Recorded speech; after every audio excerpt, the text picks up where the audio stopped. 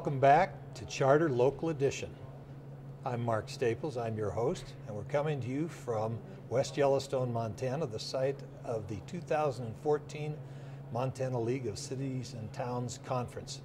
And our guest for this segment of the local edition is the Chief Executive of Butte, Matt Vincent. Matt, welcome. Thanks for coming. Thank you, Mark. And what a beautiful day in West Yellowstone, Montana. It is a beautiful day. One of the few places that's colder than Butte. Tell me about Butte. You're a Butte native, grew up there. Tell me a little about your background, how you came to be the Chief Executive of Butte.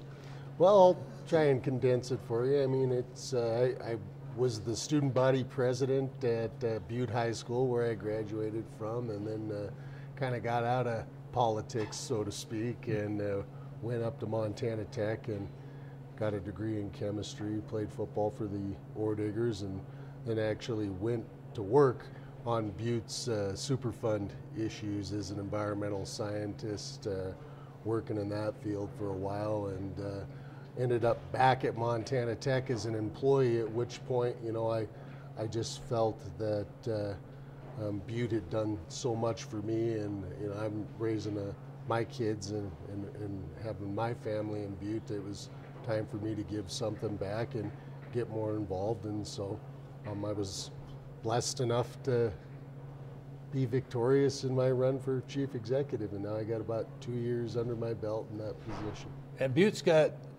obviously, as everybody in Montana knows, is a colorful place with a lot of things that it undertakes that other communities wouldn't think of. Right now, of course, Montana Tech is right uptown, more or less. So you're trying to revitalize your uptown.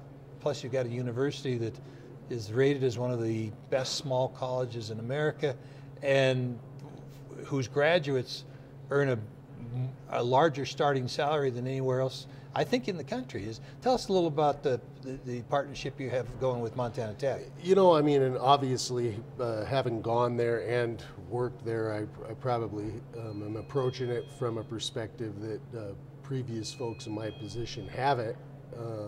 It's called the Harvard on the Hill, and it's kind of been this isolated institution, which, as you mentioned, it's just an exceptional place. It's an exceptional place and has been for our Butte students to be able to go to get a world-class education. And now with the new chancellor that has been there now for a couple of years, he's got some pretty ambitious goals to double the enrollment up there. The CEO of, I believe, the world's second largest corporation, ConocoPhillips, is a four-year petroleum engineering graduate from Montana Tech, from Great Falls. Is it? Yeah, I believe he's actually from Wolf Point. Oh.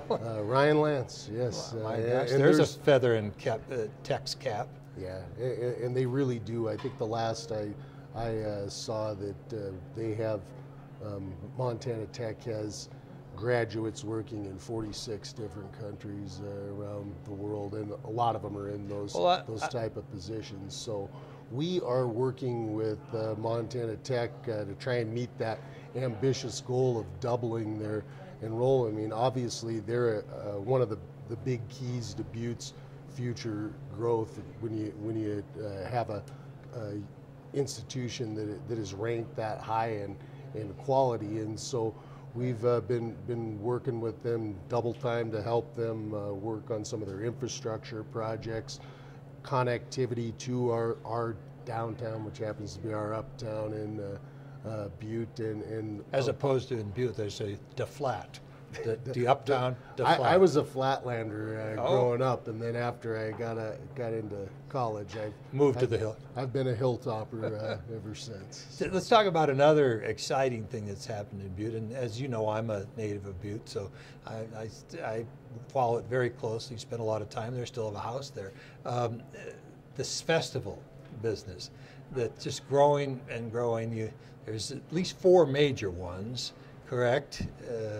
Well, Evil Knievel Days. At least 4, yeah. At least 4. Evil Knievel Days, the Irish Festival, your 4th of July celebrations is second to none, St. Patrick's Day, which is second to none, and now this international Montana International Folk Festival. Well, and that's really where, I mean, Knievel Days and the Irish Festival started it off, and I mean, they would bring in tens of thousands of people.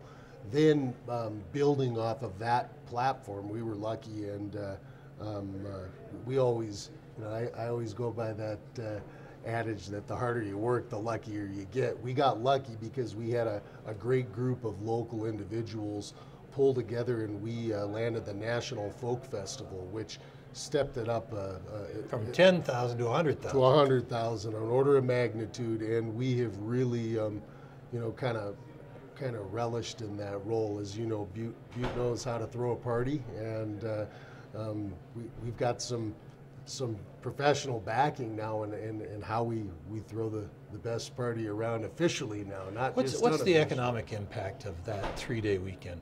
It's millions of dollars. I mean, we've got every hotel room within a 50-mile radius of Butte filled up. We got people camping in our public parks, and it's just great. And it's again, like I say, a great way for us to do what Butte has always done best. well, and now being used as the best marketing platform that we have on an annual basis. I mean, we believe that you know, Butte's a city that likes to think of itself in superlatives for a lot of good reasons, both figurative and literal, and it's a great place for quality of life, and we want to share that in hopes of attracting new residents that can celebrate with us year round. Tell me, in a minute or so, your dream for the future, your vision for the future of Butte. Butte is starting to gain traction and momentum to climbing up that ladder back to the #1 spot in the state of Montana. I mean, we got #1 on our license plates, and it was because we were the biggest city where everything happened in Big Sky Country. And you know, we've hung on for a long time. We've survived, and I think I see Butte with some of the new things we're doing with Montana Tech and our festivals, and upgrading a lot of our both public and private infrastructure, that you know, we can get back to that #1 slot again.